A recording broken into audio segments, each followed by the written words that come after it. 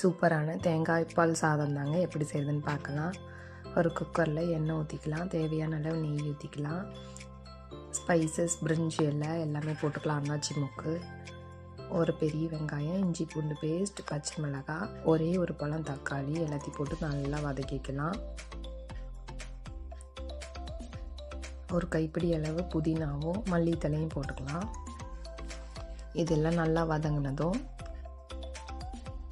பச்சை பட்டாணி ஊற வச்சுருக்கோம். ஊற வச்ச பச்சை பட்டாணியும் மீல் மேக்கரையும் ஆட் பண்ணி நல்லா கலந்து விட்டுக்கலாம். இதெல்லாம் நல்லா வதங்கினதும் அரிசிக்கு தேவையான அளவு தண்ணி ஊற்றாமல் தேங்காய் பால் ஊற்றிக்கலாம். தேங்காய் பால் ஊற்றி அரிசி போட்டு தேவையான அளவு உப்பு போட்டு நல்லா மிக்ஸ் பண்ணி மூடி வச்சோன்னா சூப்பரான தேங்காய் பால் சாதம் தான் ரெடி ஆயிடுச்சு. நீங்களும் ட்ரை பண்ணி பாருங்கள். ரொம்பவே சூப்பராக உதிரியாக வந்துருந்தது. நீங்களும் ட்ரை பண்ணி பாருங்கள்.